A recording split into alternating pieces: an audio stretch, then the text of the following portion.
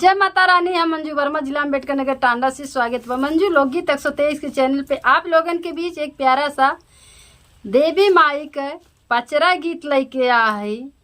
तो भैया शायद हम लोगन उतना जबर भक्त ना है जितना यह गीत में एक कुहार भक्ति में लीन रहन है माता रानी की, और सही लागत है कि असला भक्त वो नहीं रहन हैं। तो चमत्कार देवी मैया उनके ऊपर अपन दिखाइन, और कैसे दिखाइन आप लोगन गीत में बना रहा। और ये गीत भैया लोगन मीनू अनीता दोनों बहन लिखे हैं। हम जहाँ तक उम्मीद बतौतीन तो ना कि हम लिखे हैं, लेकिन हम जहाँ तक उम्मीद कि वो नहीं सब कई गाना है लिखा, लेकिन म्यूजिक पे तो है ये बा। आप लोगन सुने, बहुत प्यारा गाना बा कि एक कोहारे काम है माटी के भरुका कोहा मेटी कुल चीज़ बनावे का, तो वह मूर्ति भी बनावत हिन। तो वह दुर्गा माई का मूर्ति बनावे खातिर माटी ले आइन ताले से, और ओका खूब माटी सानत हन, काड़ काड़ बनावत हन, मूर्ति बनावत नहीं।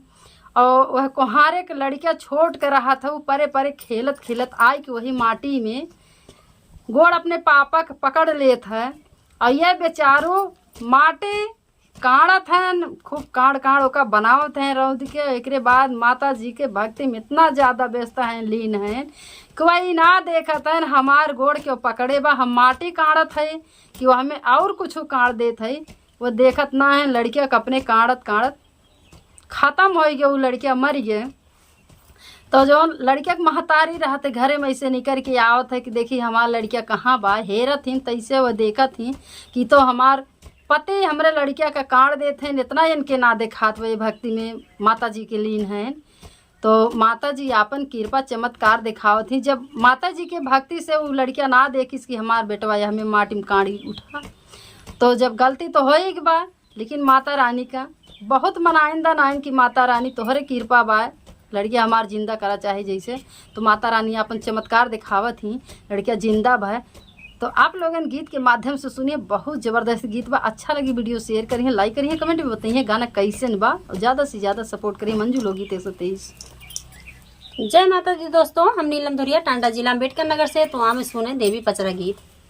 आई कैसे वकवाए कै कोहारा बेटउआ की मटिया रौदीना हो, की मटिया रौदीना गढ़ माई के मूर्तिया हो, की मटिया रौदीना गढ़ माई के मूर्तिया हो, की मटिया रौदीना राउदाई मटिया गावे माई के भजनिया हो, कि वन के गोड़वाना हो, कि गोड़वा पकड़ना ठाड़ी भइले वन के ललना हो, कि गोड़वा पकड़ीना ठाड़ी भइले वन के ललना हो, कि गोड़वा पकड़ीना।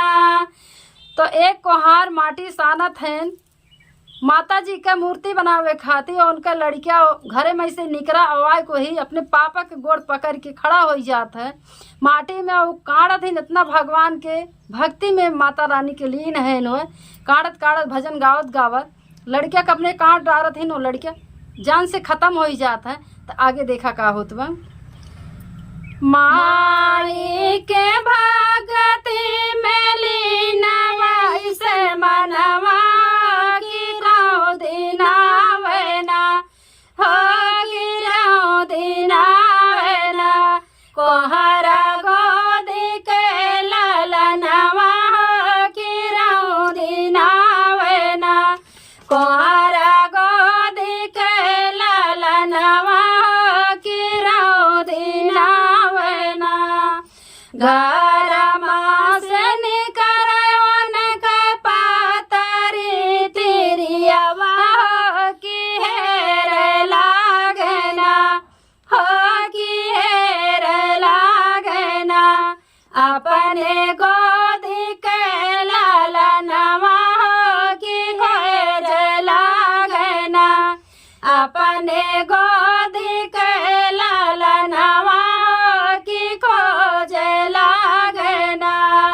तो देखा घरे में से लड़के का महतारी निकलत है अपन लड़के हेरे खातिर। और लड़किया का महतारी जब हेरे खातिर निकलत है तो आय के अपने मर्दे के लगे खड़ी होत है जहाँ माटी सानत रहा थी कोहार। तो ओकर निगाह पड़ जात वही लड़किया पे, तो वो देखा तो बड़े चक्कर में फंस जात थी। गजब ये लड़कियाँ काट डारत है, इनके देखात ना है बा। तो बेचारी देखा एकदम देखता है बहुत ज़्यादा दिक्कत में हो जात है, मतलब परेशान हो जात है।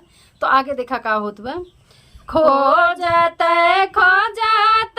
आई को हरा के लगवा कि देख लागे ना हो कि देख लागे ना पियावारा उदय मोर लाला नवा हो कि देख लागे ना पियावारा उदय मोर लाला नवा हो कि देख लागे ना।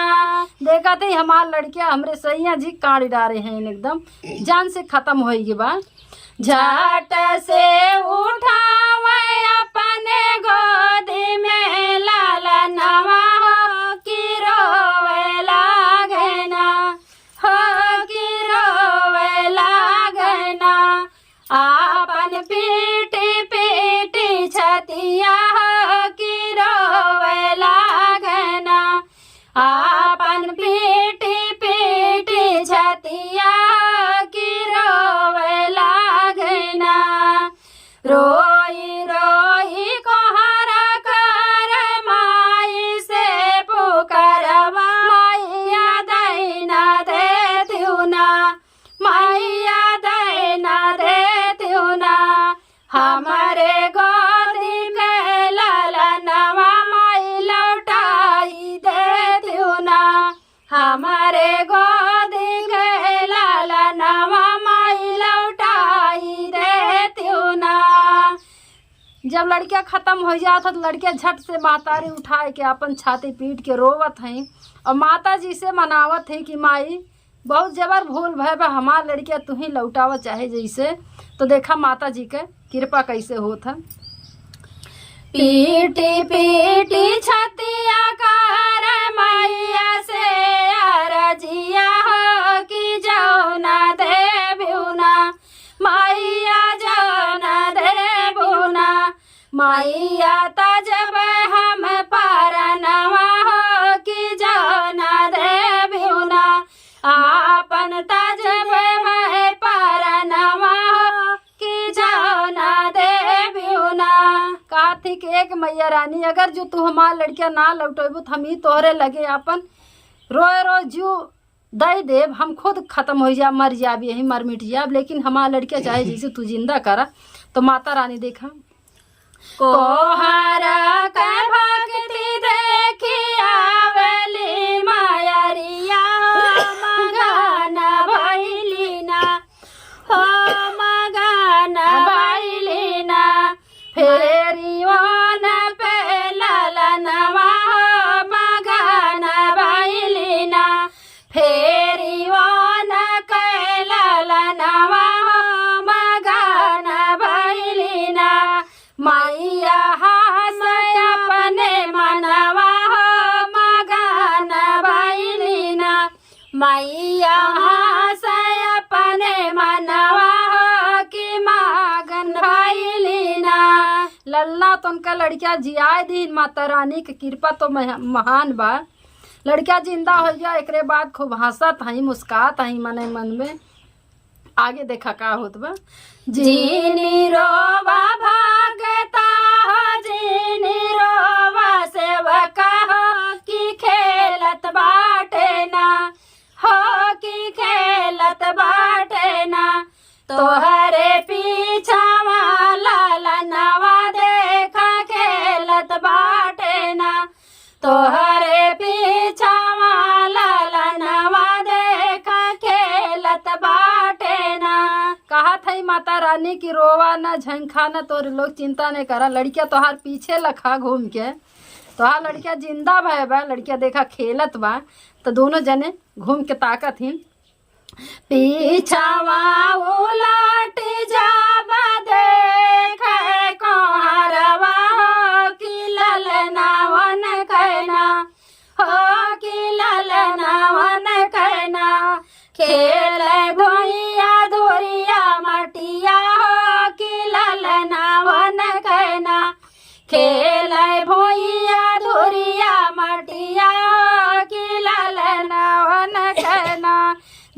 ही जब पीछे उल्ट के वह माता रानी जब बताएं तो बेचारो झट से पीछे उल्ट के देखा थी तो उनका लड़कियां खूब सुंदर का जैसे रहा पहले वैसे वह पहचान ना सकथिन कि दूसरा लड़कियां है।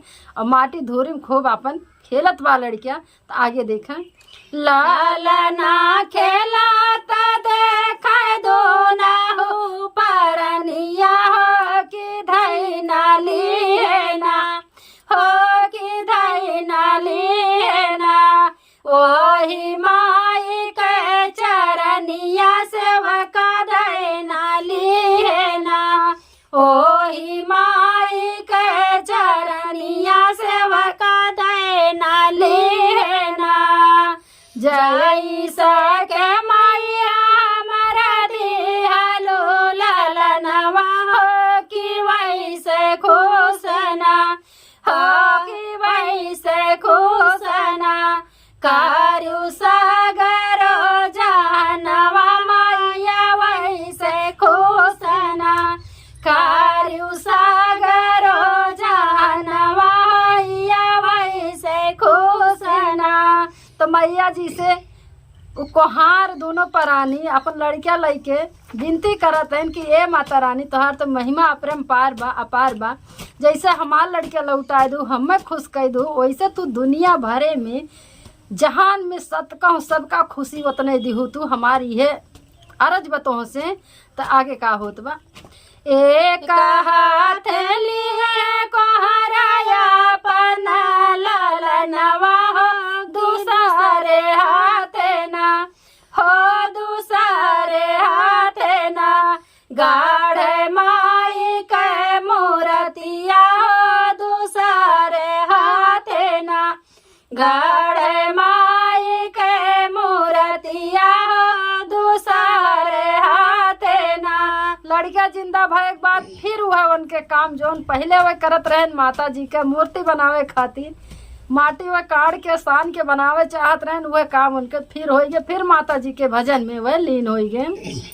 आगे देखा मान मान देखी माई खूब मुस्कानी हो कि देव लागिना हो कि देव लागिना मैया सेवका काया शिशिया हो कि देव लागिना मैया सेवका काया शिशिया हो कि देव लागिना मैया कोहरा काया शिशिया हो कि देव लागिना। जय मैया रानी आशीष दी वह कोहारे का कि लड़कियां जिंदा भय के बाद फिर ये अपने कामे में लग गए।